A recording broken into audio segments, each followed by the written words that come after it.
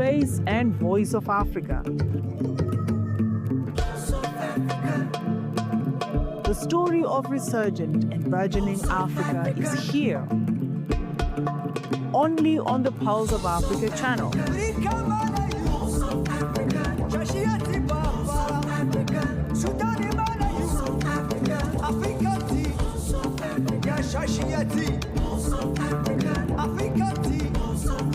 Pulse of Africa, the face and voice of Africa.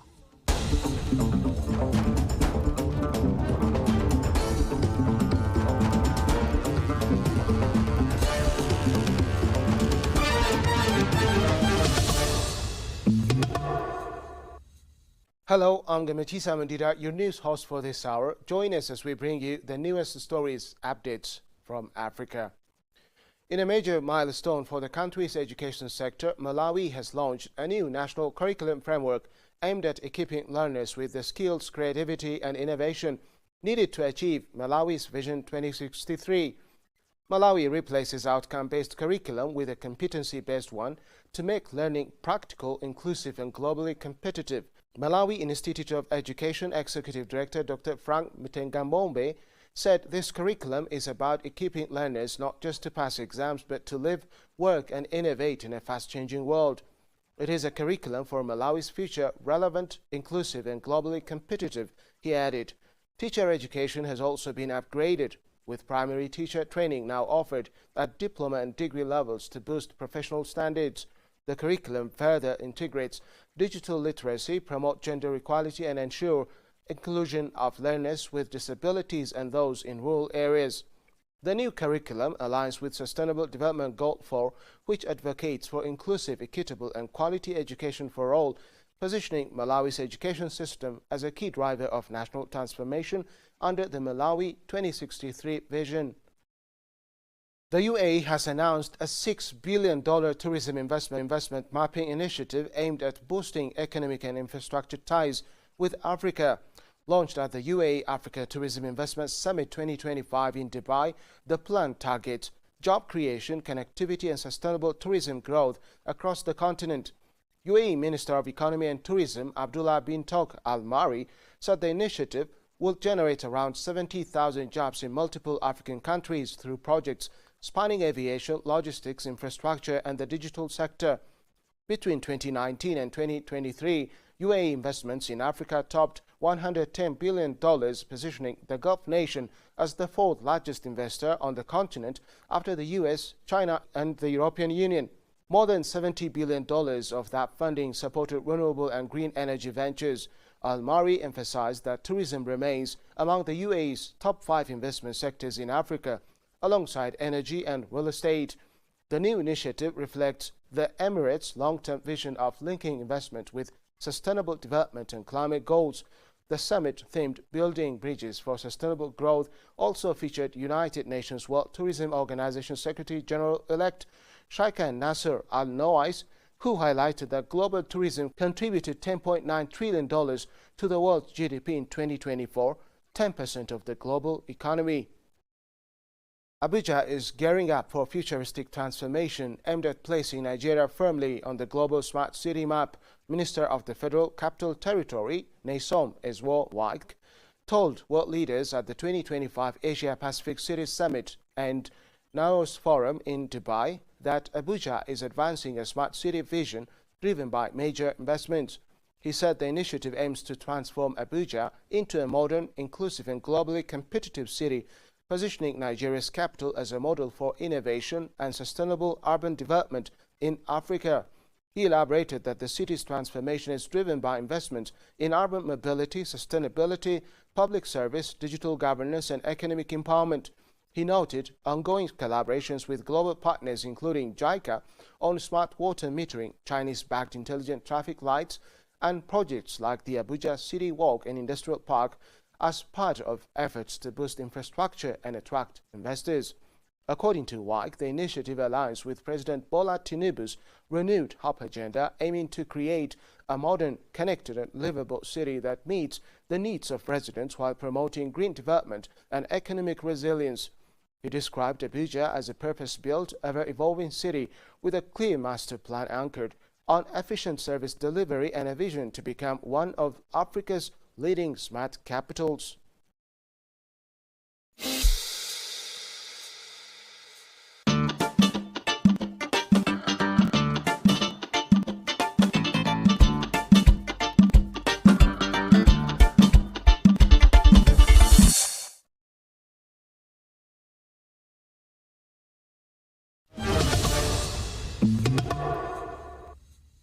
Africa's CDC has received an additional 110,000 doses of Mpox vaccines from Bavarian Nordic to bolster the continent's response to the ongoing outbreak. The vaccines have been allocated to Uganda, one of the countries most affected by Mpox in 2025, through the Mpox Access and Allocation Mechanism coordinated by Africa's CDC in collaboration with international health partners.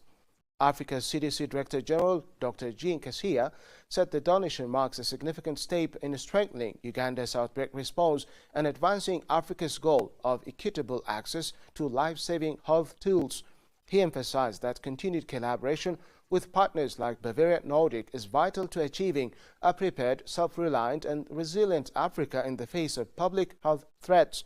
With this new batch, Bavarian Nordic has donated a total of 165,000 doses of NVA-BN vaccine to Africa.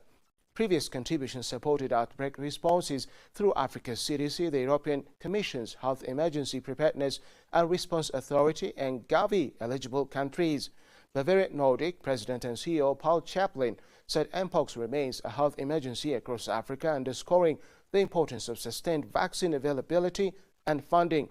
Through the Mpox Access and Allocation Mechanism, Africa's CDC continues to ensure equitable distribution of vaccines and medical countermeasures to affected member states in line with the new public health order for Africa. The peace process in the Central African Republic (CAR) has regained momentum since the April 19 ceasefire, the UN's top envoy Valentin Rugwabiza told the Security Council. Rugwabiza, head of the UN peacekeeping mission, said implementation of the ceasefire along with disarmament and demobilization operations has led to tangible security gains in central and northwest regions. She described the December 28 elections as a turning point to strengthen state authority and institutional stability. However, the envoy warned that challenges remain in the southeast and northeast border areas due to Sudanese conflict spillovers. She also expressed concern that budget cuts could undermine the mission's operational effectiveness during this critical period.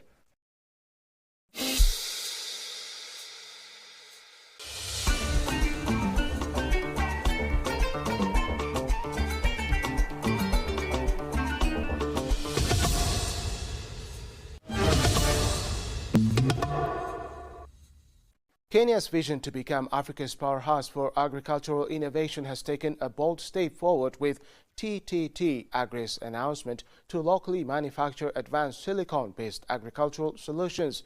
The initiative supports the government's flagship Making Kenya program, which aims to promote local production, create jobs, and strengthen the country's manufacturing base.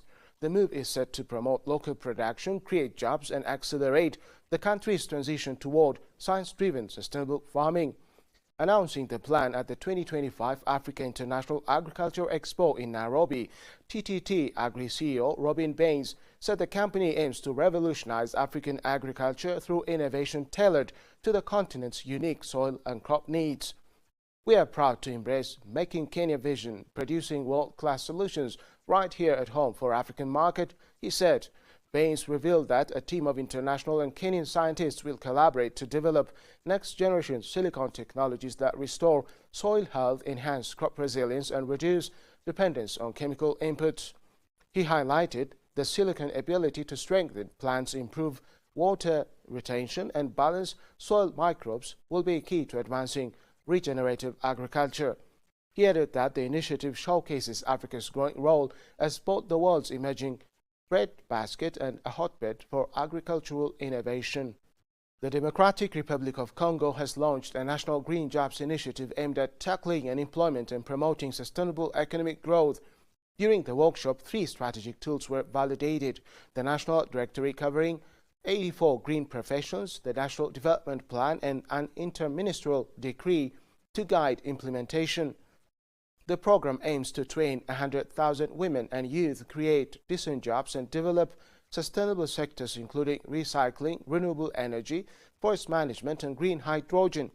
The DRC will no longer settle for being the lungs of the world. It will also be the global factor for green jobs, Prime Minister Judith Suminwa Tuluka said.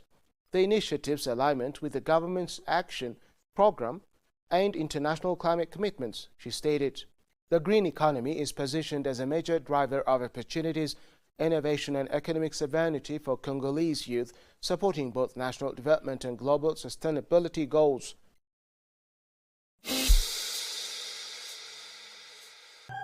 They shaped history. They inspired generations. They are the notables. Join us as we honor Africa's greatest minds and trailblazers, the notables, celebrating Africa's icons.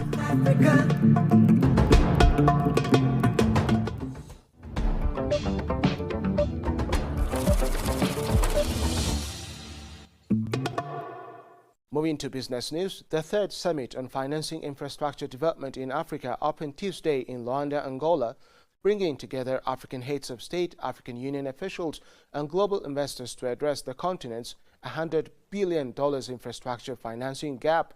Organized by AUDA and EPAD and the African Union Commission in partnership with the Angolan government, the summit features investment pitch sessions and negotiation rooms where African governments present projects across energy, transport, digital and water sectors. Key initiatives including the Lobito Corridor, LAPSET and the Single African Electricity Market are being showcased to secure funding for regional integration, trade and universal energy access. President João Lourenço, current African Union chairperson, highlighted infrastructure as a cornerstone of Agenda 2063, calling for the mobilization of all available resources, including domestic capital from African pension and sovereign wealth funds. The summit also emphasizes climate-aligned investments, digital infrastructure and AI-driven solutions to improve service delivery and financial inclusion. African Union Commission Chairperson Mohamed Ali Yusuf urged Africa to take ownership of its development, stressing that external financing should support, not drive, growth.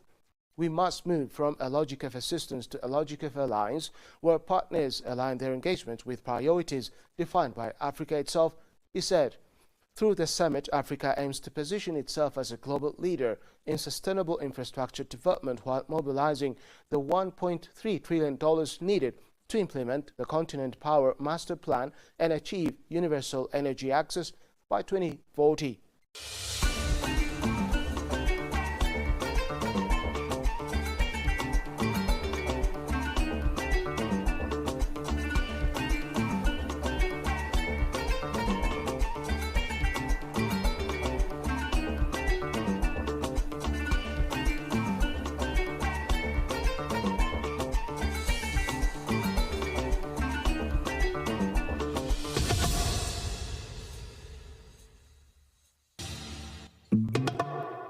Finally, S&P Global Ratings said African regional development creditors are poised to expand lending to fill national financing gaps as capital buffers strengthen and new frameworks increase their borrowing headroom.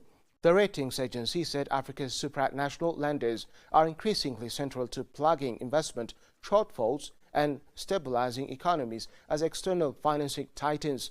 With climate and infrastructure funding dominating their pipelines, S&P expects regional creditors to take on a larger role through 2025. In its October release of the Supranational's 2025 special edition, S&P said updates to its multilateral lending institution framework could lift risk-adjusted capital ratios by about 10%, potentially unlocking $600 to $800 billion in additional sovereign lending capacity by development banks. S&P uses the measure to judge how much more an issuer can safely lend without weakening its credit profile. A higher ratio means a stronger ability to absorb losses. S&P identified the African Development Bank, East African Development Bank, African Trade and Investment Development Insurance, and Arab Bank for Economic Development in Africa as key players. African Development Bank has kept its AAA rating with extremely strong capital adequacy, expanding its portfolio to $27.3 billion in 2024 and signaling plans to scale up both sovereign and private sector lending in coming years, the report said. Next, let's check the current weather forecast.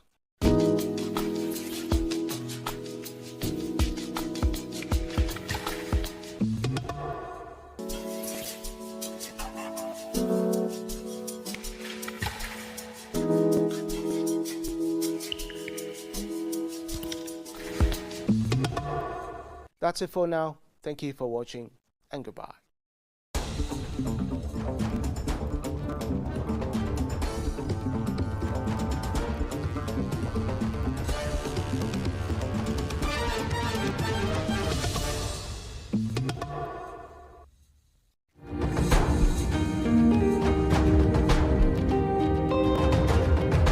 Hello and welcome to this week's edition of POA in Tips. Today we delve into the key insights and outcomes from the 11th Tana High-Level Forum on Security in Africa. Stay tuned. The 11th edition of Tana High-Level Forum on Security in Africa convened over the past 3 days in Ethiopia. The forum commenced in the beautiful city of Bahar Dar, the capital city of Amhara region. President of Amhara Regional State, His Excellency Aragga Kebede, warmly welcomed participants. In his opening remark, he expressed optimism that the Tana Forum will continue to serve as a dynamic platform for generating transformative ideas to advance Africa's development. We are committed to making sure that Tana Forum is more than an event. As a result, we want Bahar Dar to remain a living part of the Tana Forum legacy, a place where ideas meet in actions. The 11th Tana Forum, with the theme of titled Situating Africa. This year's forum was held under the theme Africa in an Evolving Global Order. The event brought together a distinguished assembly of African leaders, scholars, policymakers, and ambassadors. On the first day of the forum in Bahar Dar, participants took part in a panel discussion centered on promoting peace and strengthening security in the Horn of Africa. Participants shared strategies for fostering and sustaining regional stability. In an interview with Pulse of Africa, Ambassador Nebaya Getachew, spokesperson for the Minister of Foreign Affairs of Ethiopia, emphasized that the forum had surfaced valuable insights that could inform efforts to address security concerns in the Horn. Each Tana Forum has its own thematic area to discuss on. And from the very inception of Tana Forum, it has focused and it is focusing on mainly on peace and security issues of Africa. And it's an offshoot of African Union's aspiration for 2063 to see prosperous, peaceful, stable Africa. It is a significant forum in eliciting key discussion points for peace and security issues of Africa. And moreover, the Tana Forum encourages African solutions, African-owned perspectives and African-owned solutions to existing problems related with peace and security issues in our continent. And when it comes to the Horn of Africa, there is, like some say, a disproportionate amount of conflict agendas in our region. So it will be an opportune time for us as Ethiopian participants, as well as for other stakeholders to really exchange key peace and security issues in the Horn of Africa. Following the opening session in Bahar Dar, the forum continued in Addis Ababa for 2 additional days. The discussion in the capital city convened leaders of continental organizations, ministers, scholars, policymakers, and former head of states and governments. Lazina Zerbo, former Prime Minister of Burkina Faso and acting chairperson of the Tana Forum Board, highlighted the profound shift in the global landscape. He noted that the post-World War Second Order is undergoing unprecedented transformation. with emerging power centers, shifting alliance and contested decision-making arenas. Zerbo urged Africa to proactively shape its future rather than passively endure global change. The world is not only changing, it is transforming. And we had it this morning during Samurai Machel tribute. The foundation of the post-World War II system, from multilateral institutions to global security norms, are under a profound strain. The new power centers are emerging, alliances are being recalibrated, and decision-making spaces are increasingly contested. Africa stands then at a crossroads. We must decide whether to actively shape the transformation or merely endure its consequences. Our choices will be determined whether Africa becomes an actor of history or once again a theater for the ambitions of others. Africa Union Commission Chairperson, His Excellency Mohamed Ali Yusuf, also participated in the forum and commended its role in promoting peaceful solutions to African conflicts. Tana Forum bring together the leadership in thoughts and to look at what is important and in a balance. And this Tana Forum is become a prime kind of think tank for dealing with the security problems in Africa. He underscored the critical importance of unity and solidarity among African nations, stating it is time to move beyond narratives and theories. Africa's greatest challenge today is transforming reflection into action. While forums for discussion continue to multiply, we still struggle to silence the guns, His Excellency Mohamed Ali Yusuf noted.